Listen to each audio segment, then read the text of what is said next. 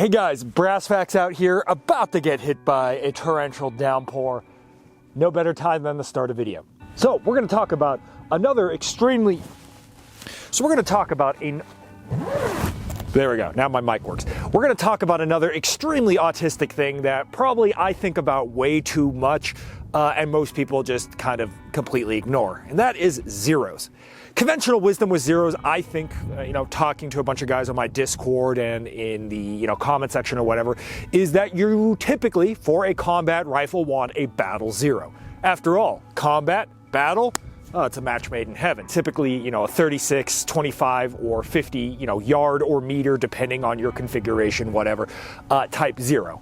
These zeros tend to be designed around not necessarily lining up perfectly throughout the ranges, but instead more giving you a good enough type zero that has you able to aim center of mass throughout a very large range, typically 0 to 400, and have your grouping remain within the torso or body of a man-sized target. But, as the title probably implies, I don't really agree with this at all, and in fact, I typically prefer the 100-yard zero. This video is sponsored by maybe kind of sort of probably your next forever belt, Blue Alpha. Blue Alpha is my go-to choice when it comes to EDC belts, and I've been wearing one for the better part of 2.5 years. And Ryan has been wearing one for, actually I don't even know how long. He had it well before I even knew him. If I leave the house, it's going to be a Blue Alpha belt, be it their dedicated stiff EDC belt that makes carrying a whole-ass Roland Special a breeze, despite my scoliosis historically making that kind of carry painful, or I'm running their Battle Belt Inner Belt. It's a tad bit thinner and lighter, but decently stiff enough to still work okay as a carry belt while still being thin enough to work as a battle belt, allowing me to carry to the range and then switch to a battle belt in seconds. Well, okay, it's more like minutes because I lack the prefrontal cortex not to fuck up putting on a battle belt right the first try every time, but that's neither here nor there. Anyway, head over to Blue Alpha for some Made in America belt goodness. To understand why I like the 100-yard zero, let's discuss the range of battle zeros, 25, 36, and 50, and how they perform. Yeah, I've probably heard this 1,000 times, but hey, what's one more? 1,001, right? At first glance, they all look quite promising. Be sure to note that the 25, 36, and 50-yard zero are not universal, zeros, and are actually based off of standard velocities on typically 14.5 to maybe 16-inch setups. With slower ammunition, shorter barrel lengths, or non-standard optic heights, the behavior of these zeros shift massively, and you can almost view them like a BDC, where these numbers are very much barrel and velocity specific. Taking a closer look at how they do, the 25-yard zero, despite having its first intercept at a very close range, is actually one of the worst close-range zero, as having it so close means that the round needs to skyrocket all the way up before intercepting back again at 400 yards. Thus, the 25-yard zero is the long-range battle zero, with the longest on-paper engagement window. 36-yard zero, often called the USMC zero, is the hybrid 25 and 50-yard zero, having a flatter initial component compared to the 25-yard zero, but losing that extreme range, having the second intercept come in at 300 yards. The 50-yard zero pulls that second intercept closer yet still to 200 yards. So much so that I don't really think the 50-yard zero behaves all that much differently from a 100-yard zero, and we'll get to that more in a bit. And finally, of course, a 100-yard zero. Technically on paper, if you actually, kind of plot it out, most air quotes 100-yard zeros actually have two intercepts, but they're so close together at the 100-yard mark, so we're going to go ahead and consider this a single peaking intercept, where after our initial zero mark, it will in fact just drop for the rest of the range. Please, once again, go watch Delta 34's video. His animation on this subjects are exquisite for those that are image-based learners and do a lot to kind of visualize what I'm showing you here today. As mentioned, the 25 and 36-yard zero seem to excel as a one-stop shop zero, allowing you to aim center mass all the way from about 50 to 100 yards, all the way out to 450 yards, while scoring hits on a man-sized target. This is why these zeros are considered so popular. It's sort of a, for lack of a better term, brain-dead solution to your zeroing problems. So a big gripe I have with this notion of man-sized target is that most people are looking at something like this when they're referring to a man-sized target. Or, if you're in the military, it's even bigger than this. And when you compare this to someone like me, despite wearing 3 jackets right now, it's because it's kind of cold, this is oversized, right? This is huge. This is a giant target. On top of that, it makes the very blatant assumption that you're a dude just standing up in the middle of a field, essentially. And that's gonna almost never be true, right? In reality, targets are going to be, I don't know, crouched, right? This is my upper body, right? Crouched or behind cover. Sometimes they're going to be using cover effectively. What does that look like? Well, that might even look like something like this. That's an even smaller target. Shit, what if they're peeking out of a window and all you have is a headshot presented to you, or a headshot-sized target? Well, I can't really do that easily, but that is even smaller. A lot of the assumptions made with these battle zeros, where 10 inches is still combat effective and 5 inches of deviation may as well be nothing, really begins to fall apart when our target goes from looking like this to looking like this to maybe even being prone and looking like we're struggling into the wind, looking like this or looking like this. Or shit, what if they're, sideways, right? Like maybe peeking around a car, something like this. 10 inches, 5 inches might be a little too generous when we talk about what would determine a combat effective hit. Furthermore, while I won't consider this in the numbers, I think it's important for you, the listener, to understand in scenarios where we are actually taking these shots, we're not going to be fully proned out, locked in with our nice little shooting bag and at-rest heart rates. It's going to be out of breath, poorly stabilized at unknown distances. So that means our assumed cone of deviation isn't just going to be the accuracy of the rifle, as so many of these charts show, but instead the rifle-shooter combo, which may be 5 MOA or very likely more. On top of that squared, we always kind of make the assumption that we are going to hit an aim center mass, but in reality, with those aforementioned issues, we're going to often find that we're actually going to be hitting slightly left, we're going to be hitting slightly right, we're going to be slating slightly high, and you guessed it, we might be hitting slightly low. The conditions will vary that, and if our zero requires us to be center of mass such that our very large spread ends up, perfectly centered in the target, otherwise it's going to go way over, well, that's no good either. So, couple that with the reduced profile shots, where 5 inches or more will begin to edge a lot of our cones of fire off of the target, and 10 inches will outright move the cone of fire off the target completely. Let's look at our zeros one more time. The 25-yard zero has about 5 to 10 inches of deviation from 75 to 350 yards, with a horrific 9 inches at 150 yards.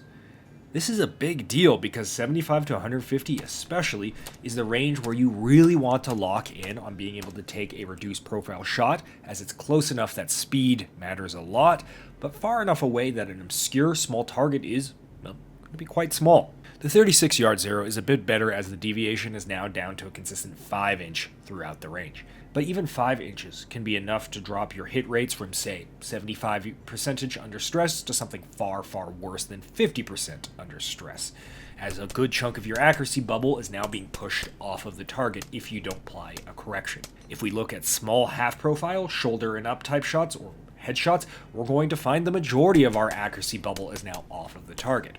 The 50-yard zero improves on that once again by having a tighter spread at the critical ranges. It's why I don't really think it behaves much like a battle zero, and more like a modified 100-yard zero with a very tight 50 to 150, and then a drop off that quickly requires you to employ a correction or hold past that.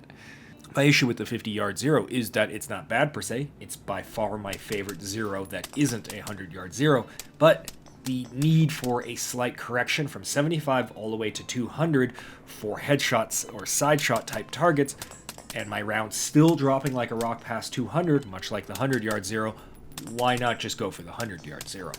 And look, lo and behold, the zero that has a reputation for kind of having a very parabolic zero actually behaves quite nicely from our 50 to 150 yards with less than 1 inch of deviation at this range, and it only crosses the 5 inch threshold at 250 yards.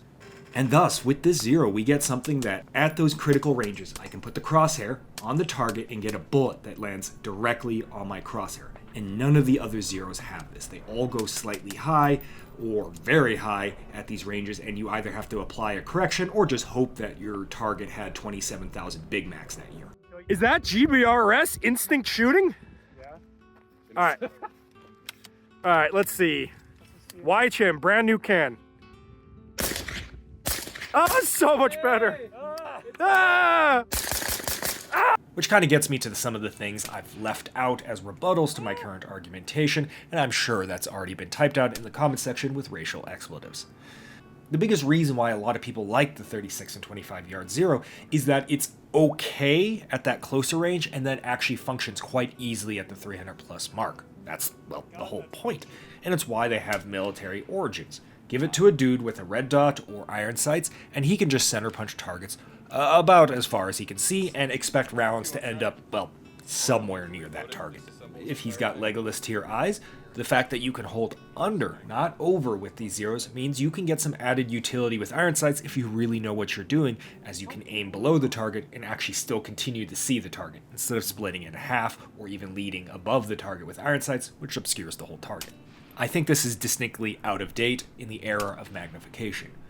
Because, yes, while you can hit a bright, white, oversized target at, 400 plus, in practice it's much, much harder than that lets on. Hence why the military, law enforcement, of course civilians, are so hot on for magnification.